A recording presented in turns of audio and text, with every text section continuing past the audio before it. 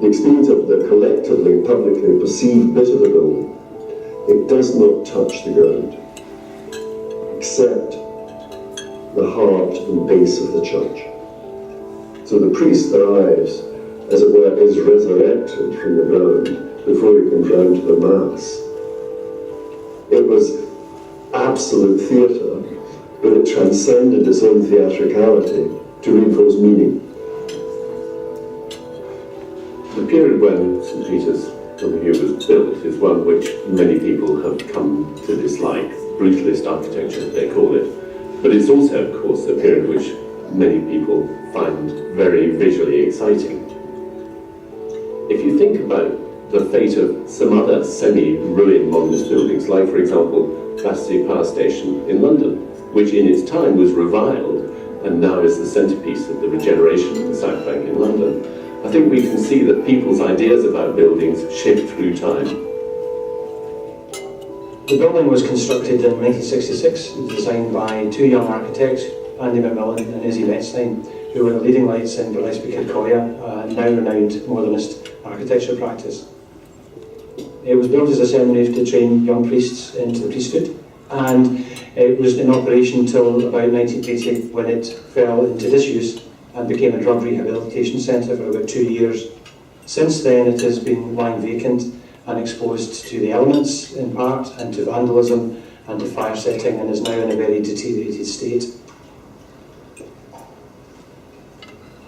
Izzy's view was that it should be allowed to be stripped back to its bones, to that which could not deteriorate further, in other words, its structure. Andy's view was that he thought that some of the more evocative MVA things had nothing to do with the original function of the building, but actually caught the spirit of its being.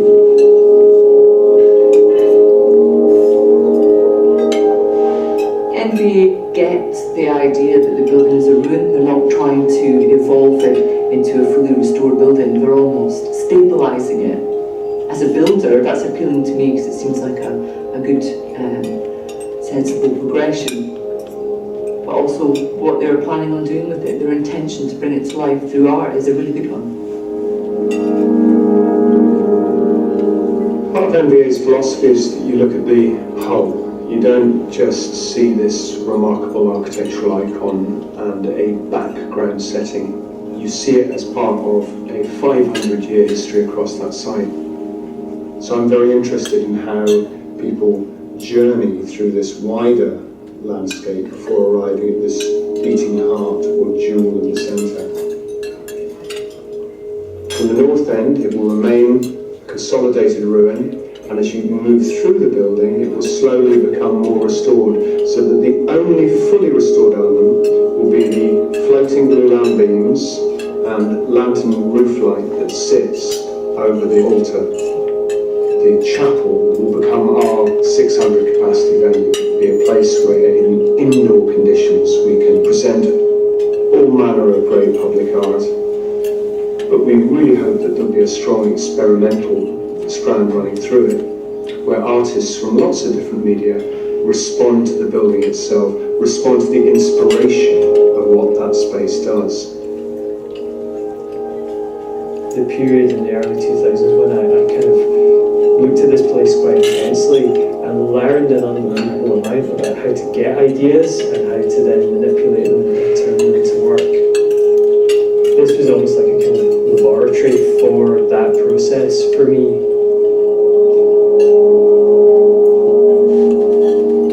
It's a space that's so full of personality and textures and history. It's completely uncontrollable in so many ways, and that's why it's completely opposite to the white cube space. I think it's significantly more interesting to have a dialogue with a space that has as much personality and grit as St Peter's does.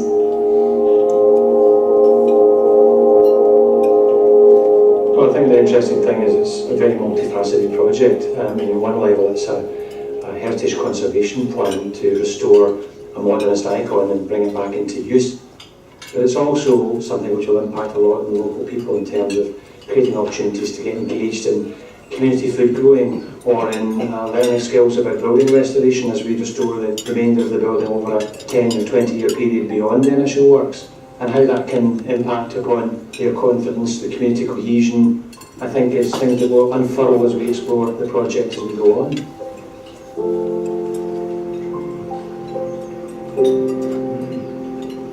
There are great health benefits, I think, in working in places like this. Great connections to the past as well. If you come inside, you can see all the lovely details and things in it, which is great. My dad was the gardener here for about 5 or 6 years. He ran these 2 gardens by himself, 2 big walled garden spaces. All the framework for the greenhouse has fallen down. You can see the metal structures here. I think it's fantastic that this place can be reborn. I love the grounds, I love the space, and I love the relationship between the two. I think anything that makes it accessible again has to be welcomed. I think the momentum for this project is built up to an extent where this is the right opportunity, this is the right time to be able to do this. You know, we've got people engaged on it right now, and if we don't then take it to the next level, we lose that. We are probably at a crucial point in the building's life. It does present a danger to the community, so something has to be done. And in a very brutal sense, the danger has to be removed, the environmental issue has to be remedied. And if we're going to do that by harnessing the building's beauty, strength of character, and reinvesting it with a purpose, that's the way to do it. There's no story really like it in the history of the 20th century. It covers a lot of bases. The decline of organised religion, the recycling of 20th century architecture, the amazing liminal period where filmmakers and young people and graffiti artists used it as their own canvas, through to this very dynamic but subtle intervention which sees the dereliction and sees the ruination as having currency. I think what's exciting about MVA is that they've understood the special qualities of this building as a ruin, that they intend to preserve for the visitor that sense of excitement, of coming upon something which they would never have expected to see and never have expected to see in this state. And I do think that of all the projects that I know, MVA's vision is something which is unique, poetic, and likely to succeed.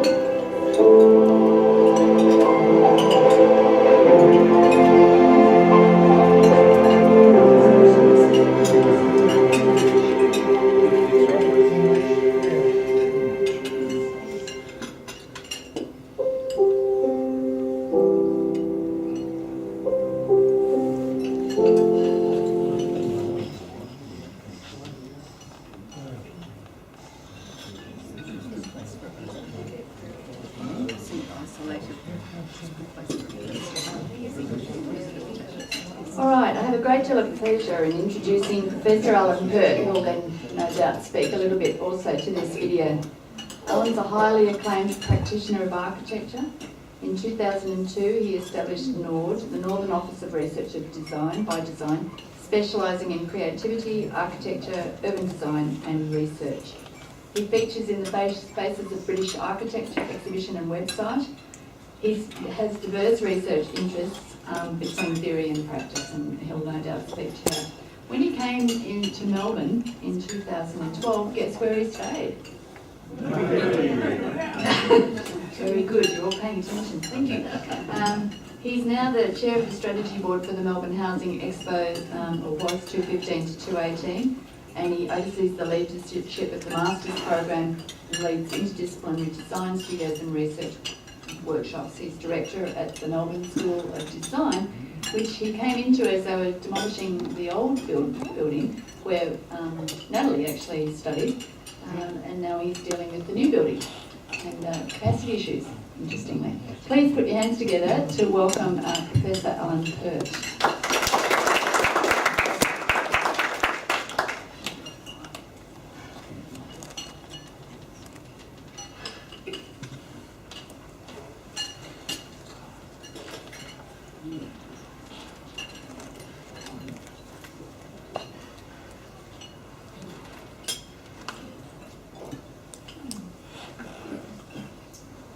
Okay, thank you very much. The reason I showed the film to begin with was one, to prepare you for the accent.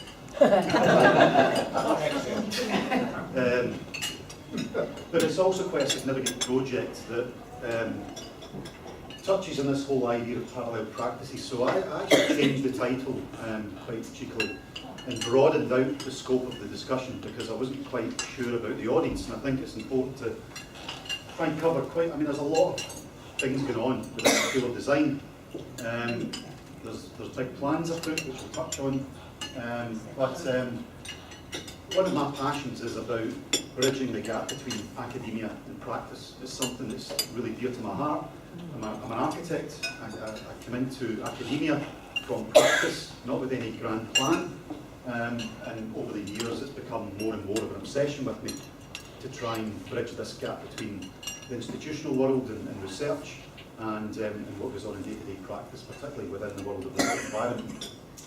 I'm going to touch on practice, research, but also teaching, because I think it's really important that these three worlds collide, and often I think they're very disparate. So a lot of what we do in terms of research and practice, we try and engage students in. Just to explain my role a bit more, so I'm director of the Melbourne School of Design, which is part of the Faculty of Architecture, Building and Planning. My core responsibility is for all the built environment subjects. So Master of Architecture, Landscape Architecture, Construction, Property, Planning, Urban Design, Architectural Engineering, which is a fairly new offering, and then we've got post-professional Masters, Urban and Cultural Heritage, Urban Analytics, and then a Master of Aging, where, sorry? Yes, so I teach design for aging. It's really, so it's a fully online Masters. It was initiated out of the Centre for Population Health here. I think it's a really good example of where the university's going with its post-professional offerings. So we teach ethics of aging, technology in aging, economics of aging, and design for aging. So it's bringing together 5 faculties to deal with a very important issue in terms of the future change in demographics. And I cover all things from the city scale right down to a building scale and product design as well. And I'm going to touch a bit on building typologies in relation to healthcare. So we've also got quite a number of research centres. I run one in relation to housing, and I also run one in relation to healthcare. So I've got a strong interest in those 2 areas. But I've also got a strong interest in heritage, which I'll touch on. So heritage, healthcare and housing, the 3 H's, are where a lot of my work ends up. Even though I'm director of the graduate school, when I arrived in Melbourne, our Bachelor of Environments was probably not perceived by our student body as the best offering around. Quite a confused undergraduate offering, part of the Melbourne model, but certainly not great in terms of student experience. And one of the things we initiated was a complete rethinking of that. And last year we launched the Bachelor of Design. So it's a completely new offering in the undergraduate school. We have all of our built environment majors, but we've now partnered with the Victorian College of the Arts, so we've introduced performance design, graphic communication and digital skills, and brought a lot more urban analytics into the course, and we also partnered with engineering. So we're the custodial faculty for a very broad undergraduate Bachelor of Design. So I want to take you right back to where I started. In the film, the building that you saw in that film was why I became an architect. So at 16 years old, I grew up not far from that building. It had an air of kind of mystery about it. And at 16 years old, myself and a few friends went exploring. We went through a golf course which sits adjacent to it and came across this incredible monolith of a building. And there's no doubt about the experience of that. It's a place I went back to on a regular basis, and I'm convinced about the power of that building. Its dereliction is the reason I became obsessed with architecture. I started studying architecture in 1989, but what's interesting, that building I think conjures up a whole culture across the UK, outside of London. All the post-industrial cities were going through major decline. And I think that's an interesting context to consider in relation to what's going on here in Melbourne. We constantly hear about growth, and I worry about our students constantly growing up in a world that's all about growth and what that actually means, because there's always a consequence to that growth. And I think growing up in a city like Glasgow, post-industrial city, which has been through major decline and deindustrialisation, is something actually quite acute and actually opportunistic in some ways as well. So I studied in Glasgow starting in 1989. I studied for 4 years and experienced that city in so many ways. It became a bit of a laboratory. But then in the tail end of the 1990s, the UK went through another recession. And a lot of young architects looking for some practical experience fled and went into Europe. I ended up in Berlin. The wall had just come down at the tail end of '89, and it was an incredible place to be, to see a transformation of a city. Not all good, but the rapid transformation through the built environment was fascinating. I ended up being positioned down in Dresden and ended up working on Hellerud Theatre, which is a building again that significantly changed the course of my education. So Hellerud Theatre was the origins of modern dance. It was built in 1910. You'll see the yin and yang. Every creative, every architect, performer, artist living in that period of time in the around about 1910 came here as a bit of a pilgrimage. It was as the origins of modern day theatre and dance. So it had been taken over by the Russian army, and they fled in the 1990, and then the building was lying derelict, and the practice I worked for in Berlin were engaged to look at the refurbishment of it. You can see the yin and yang was replaced with the red star, and these are a lot of the Russian murals that were placed in the building. You can see internally. It's a building that was designed like a black box theatre, all about shadow movement. But my experience of working in this building got me hugely excited about the power of a building to transform a community. So the opportunity here to transform Dresden through the refurbishment of this building and the community buy-in was hugely significant. I worked there for 3 years and then decided to come back to Glasgow to do my Masters. So I turned up and finished my Masters in 1994. Glasgow just beat Edinburgh for City of Architectural Design 1999, and we had the lead up to that. So I just landed at the right time in a city that was just about to embrace a huge festival of architectural design. And they launched this competition for the transformation of Tramway, which was the old tram depot. Lying derelict, had been lying derelict for a number of years. Peter Brook decided to take over the building for his performance, an 8-hour theatre performance called Mahabharata. He got some temporary funding, they transformed the building into this temporary venue, and it was such a success that they launched this competition to look at a long-term strategy for this building. It was an amazing success story, and then I literally, the year I graduated, won the competition to refurbish the building. So it was amazing for me as a young graduate to just step out into practice and get this commission. So the job I had for the next 6 years was to put in a permanent 650 capacity theatre, 110 community theatre. We looked at a major art space, contemporary art venue, cafe, bars, community space. This was seen as a high art venue, and one of the challenges we had was to open it up and make it accessible to the local community. So one of the biggest initiatives was to partner up with NBA, the arts organisation behind the video. So you saw Angus Farquhar, the creative director of NBA, a very close friend of mine.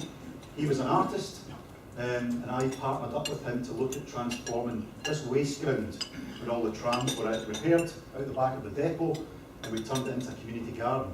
So this is the south side of the city. It's got the biggest Sikh and Indian population who'd never engaged in the building at all. So one huge success story was to try and open this building and make it more porous to the community. This triggered a whole series of projects for me, which were very much based around the arts.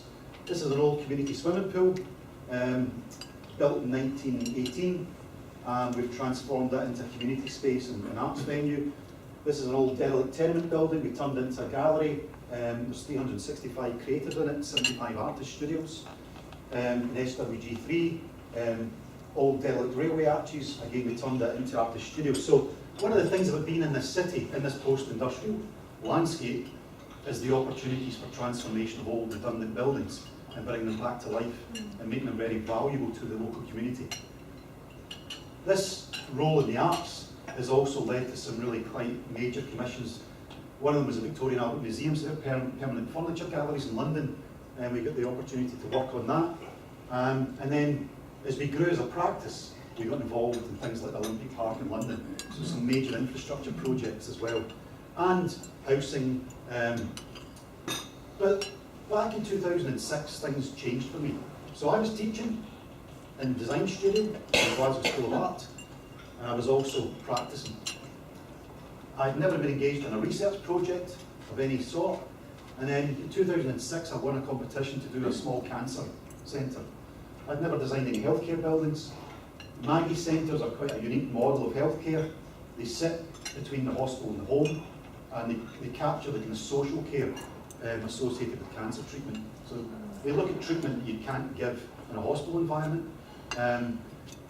Each building is funded through sponsorship and fundraising, and the site is gifted by the hospital environment. There is now 22 of these all over the UK. So it's an incredible civic network of cancer drop-in centres. Very informal, no front desk. You look at the kitchen and as the front desk to the space. But I won this competition and started saying, oh, I need to get some healthcare knowledge. I don't have any healthcare experience.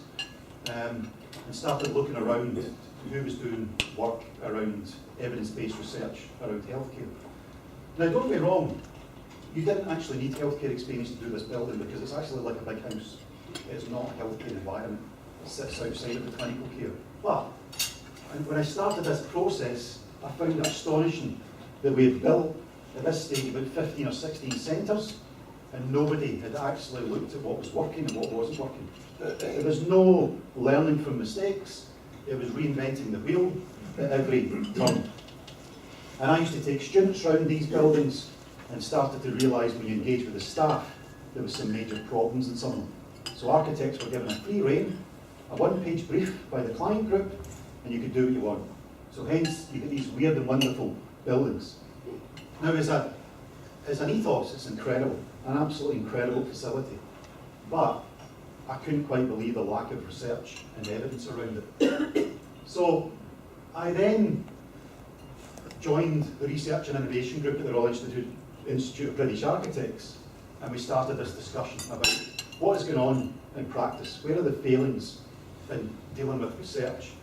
And if you look at the left-hand side here, design research happens every day in practice. It's what architects do. They design, go through an iterative process, deal with problem solving, and then on the right-hand side we've got research projects that happen in academia every day. And we've got a lot of published work that comes out of that, and real projects come out of it. But there is this huge middle ground that's missing. Very few opportunities for bringing these two worlds together. So we started a conversation around the need to get research into the RID work plan, so the architect's work plan. And we lobbied for 3 years to change the work plan and successfully launched this. So this is actually the RID's Guide to Practice Research, which came out in 2013. A long battle to do this, but now we have research at the front end, and we have a lot of practices partnered with academia, and at the end of a project we'll get post-document evaluation. Literally 4 years ago, you're lucky if 1% of practices in Britain did post-occupancy evaluation. It's now 5% and growing. And it's the only way we're going to learn from mistakes. So I'm really interested about this middle ground.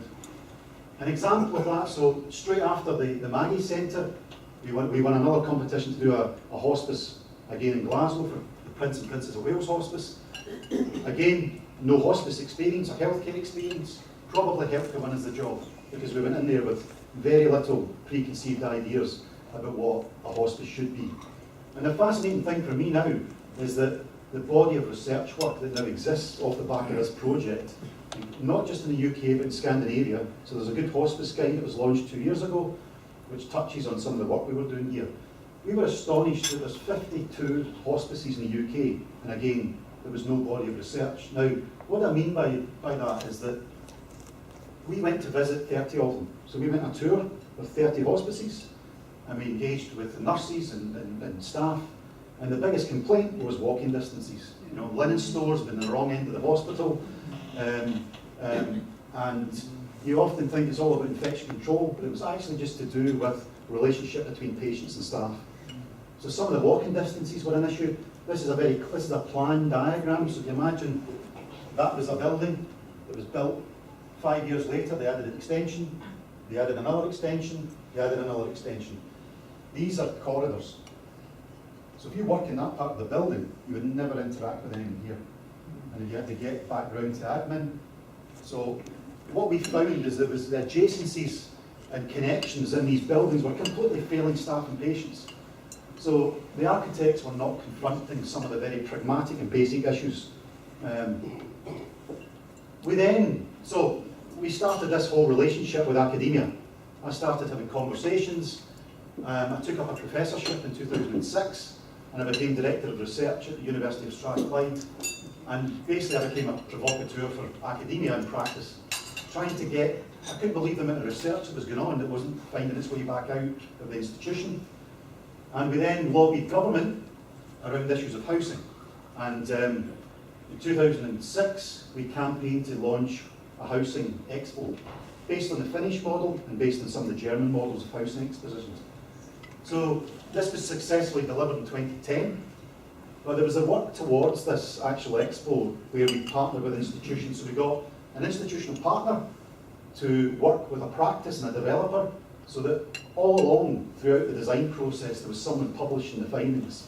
And at the end of the expo, everything had to be disseminated. And there was a lot of failings again. Procurement problems, construction problems, all of that information was shared as part of the process. So it was, you had to sign up as part of the competition for this to actually disseminate your work.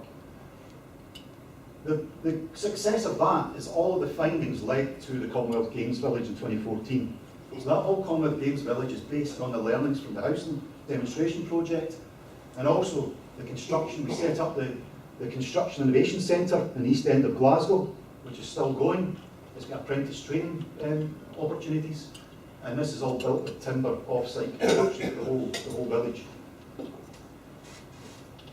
So I'm now getting to Kilmahue, St Peter's. So all this work around bridging the gap between practice and academia led to, again, a focus on St Peter's, a building that I've been a bit obsessed with over the years.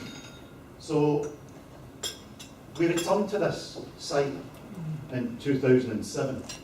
A group of architects, friends, we all got together and we talked about the opportunity to rethink this site. It sits in it's a very beautiful 14th century wooded landscape, but it borders one of the most impoverished communities in Scotland and one of the most affluent communities in Scotland, and both with very different ideas about what to do with that building. The affluent community want to demolish it, they see it as a blight. The impoverished community see it as a fantastic playground. So we saw an opportunity here to get involved in this conversation. The building got registered as the most significant post-war building in Scotland, so it's A-listed heritage status. Unfortunately, the baronial house, which was the old family house, so the people who owned this site built ships in Dumbarton, some of the biggest ships you've ever seen in the world, and you used to sit up here and watch them getting launched down the estuary. Unfortunately, that baronial house is gone now. It was through fire damage. You can see it. So again, I'm just very quickly, this is only a couple of minutes, but just to show you more recent footage back in 2013, 2014, is it?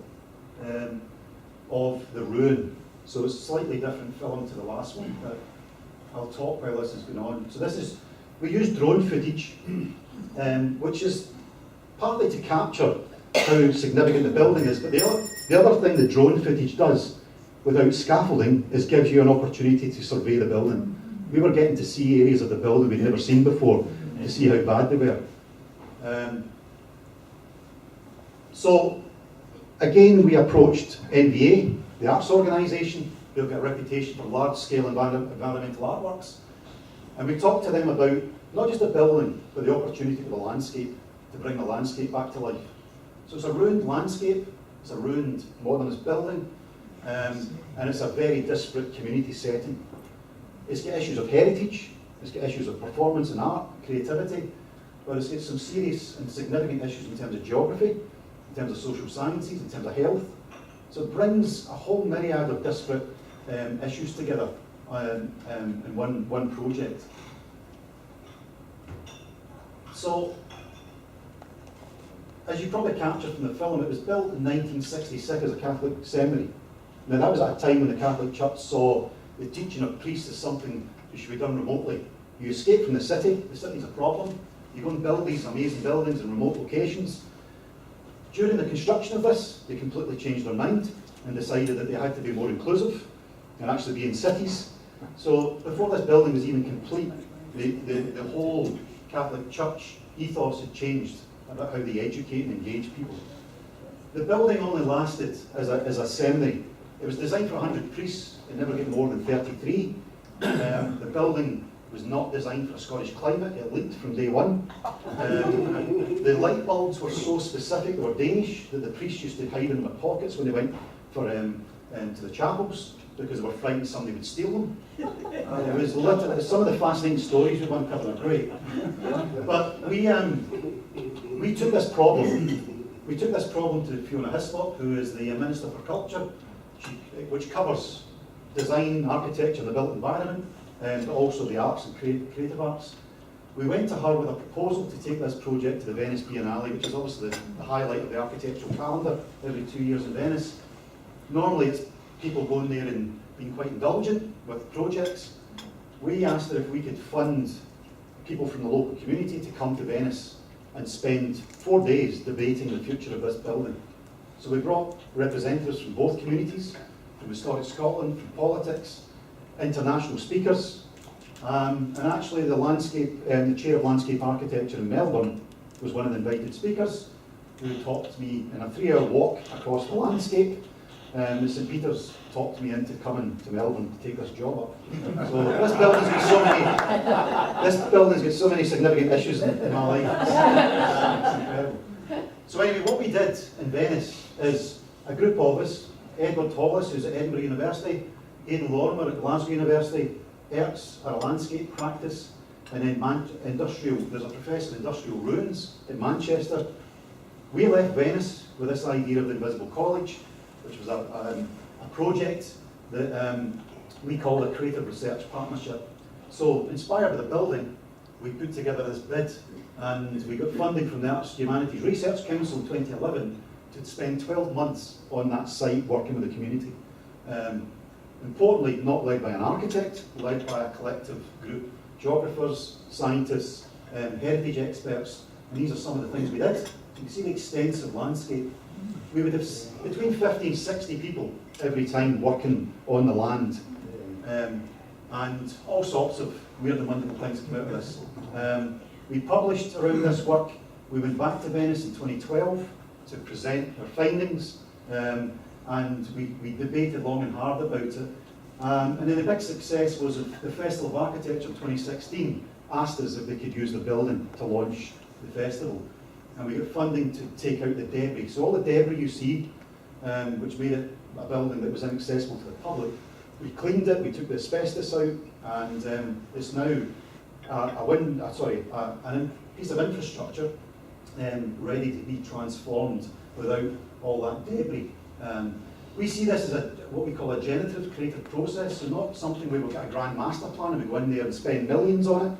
We will incrementally change this building and landscape over time, which is difficult for funders to understand.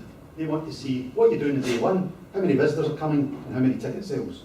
So we have to bring a theatre director in with us to work on a business plan to show a 10-year plan.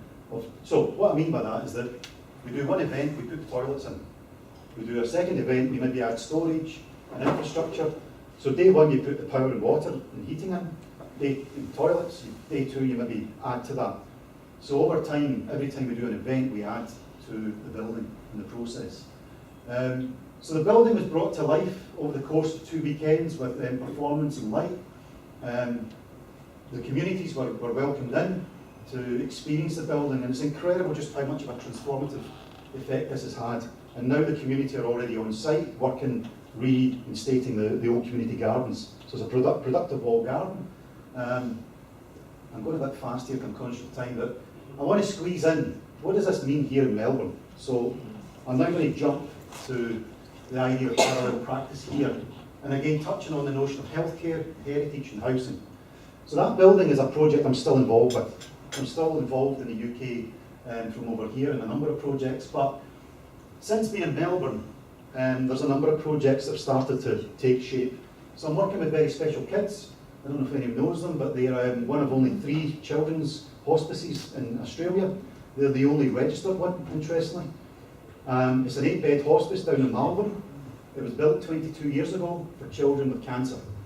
The hospice has changed dramatically. So the children using the facilities are typically in major pieces of apparatus.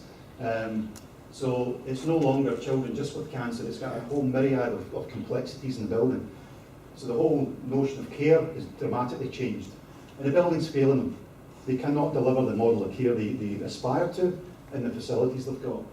So they asked us to come in, they approached the Department of Health. The Department of Health knew we'd worked on hospice projects and approached us and said, look, they're scared to go to practice. There's a fear that practice might not give them what they want. Is there a way that the university could get involved? And we've been working with them for the last 9 months, looking at their future. Some of the things we did an away day with all the nurses. There's 40 nurses and volunteers that work in the hospice. And we explored, so we said, look, let's start again. Let's not get too bogged down in what's there. If you had a blank site, what would you do? Because sometimes that's the best way to actually reflect on what you've got and what you need to do to fix it. So we had 4 teams that came up with these imaginary buildings, a wish list if they had carte blanche, this is what they would do. We went back for another workshop session to test some of this and reflect on it. We brought in international speakers and we reflected on international benchmarking. And so what's been beautiful about this project is the board have thoroughly got behind it. They've set up a separate advisory group.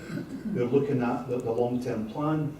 And we're at a stage now where we feel confident the board are actually going to support the complete redevelopment of this facility. So it'll be unique in an Australian context.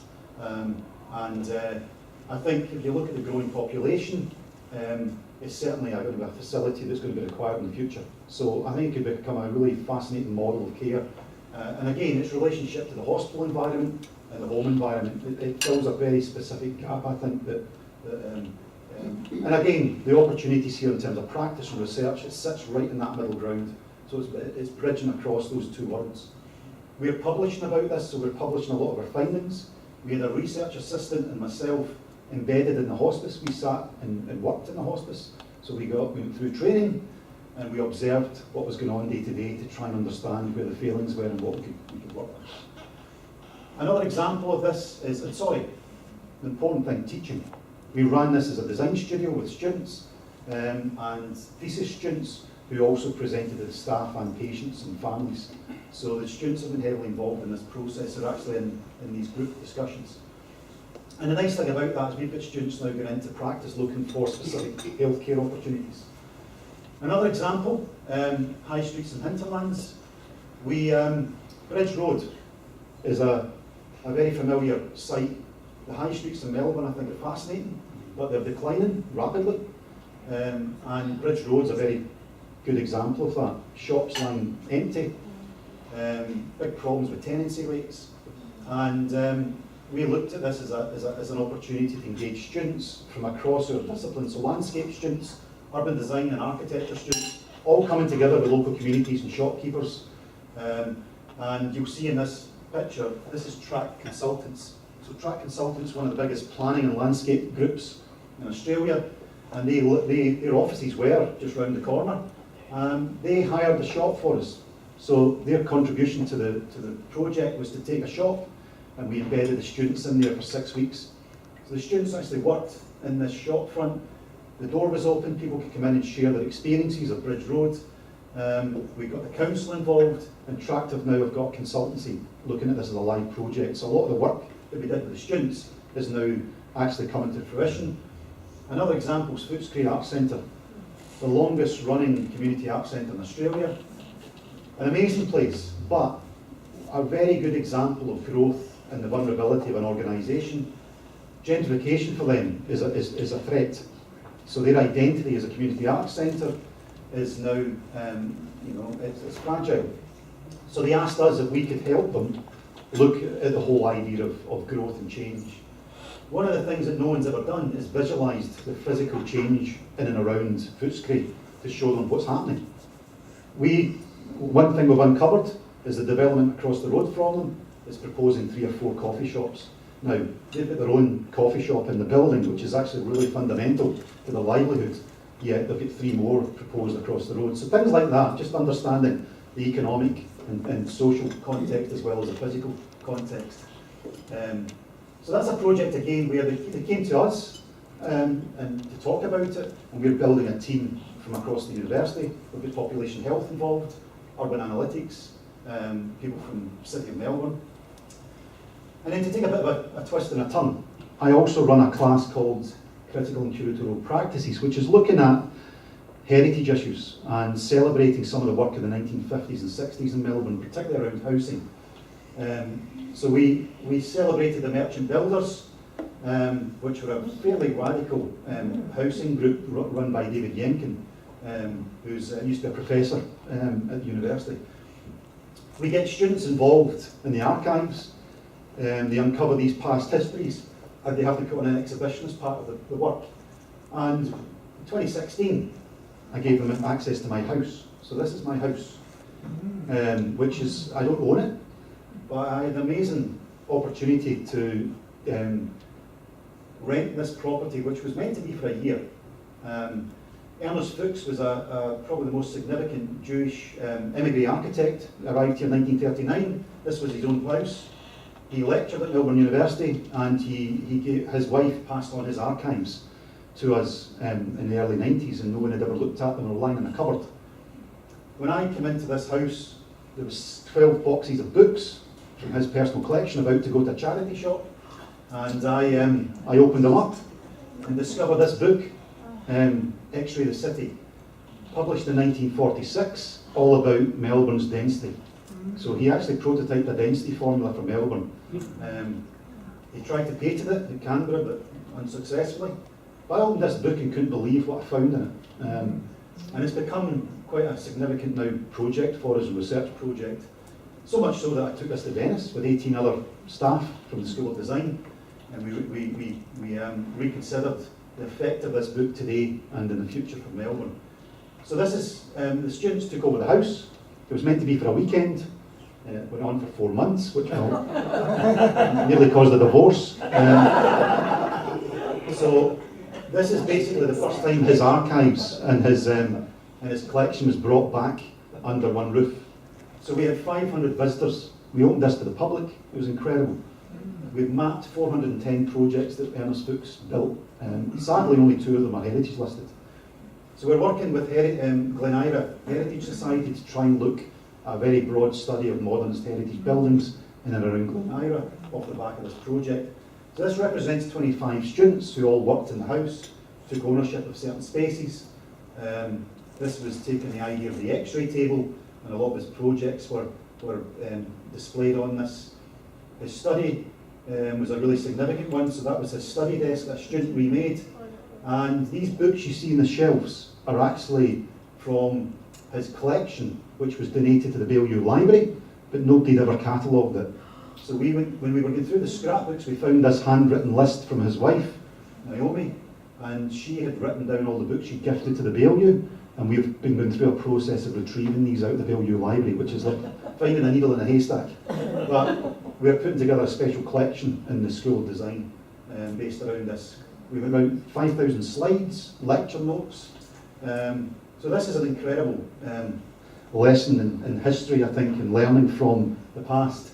And I'm just going to conclude with this one, because based on the experience of the Housing Expo back in the UK, 2.5 years ago, with David Yenkin behind Merchant Builders, we embarked on a conversation when we launched the exhibition of Merchant Builders about why are we not doing this here in Melbourne today? Why are we not looking at demonstrating future opportunities for housing affordability, construction, prototyping, tenure, So it's not just about design, it's about the whole ecology around housing. So we put a bid into state government. We were given a small grant of $100,000 2 years ago, which was matched by the university, and we embarked on a full business case for a prototype housing demonstration project. We then expanded this. We brought in Monash University, Swinburne and RMIT who are all working in the housing arena, but in very disparate ways. So we brought us all together as a collective, and we are now partnering with what's called the Building Exposition in Berlin, the Building Exposition in Vienna, and the one in Berlin is run through the Senate Department. And literally 3 weeks ago, we were granted $300,000 from the Planning Minister to take this forward. Now, it's all subject to what happens in November with the state elections. But we are currently prototyping this with Moorland Council. We are doing Virtual Moorland, which will be launched in September as a prototype housing development. So it's live just now, and it's amazing to see the 4 institutions all working together on this to deliver what we hope is going to be a prototype for future living in Victoria. It's a 2022 vision, so hopefully if things work out in November, we will go in with a full business case again to prototype this. Now, this leads me to my very last slide, which is about Campus 2, and I don't know how many people have heard about Campus 2 at Fisherman's Bend, but this housing exposition ties in perfectly. So we have put in a bid to the university. We want to extend and expand the School of Design to have a prototyping facility down here where we can test at 1-to-1 scale. We can start to look at construction innovation and start to engage with practitioners and industry, looking at the future of construction and issues of housing affordability. So it's a hugely ambitious project. This is my project. I'm leading this for the school, and I think it would transform Melbourne University in terms of our School of Design globally and put us on the map in terms of our research. And that's me.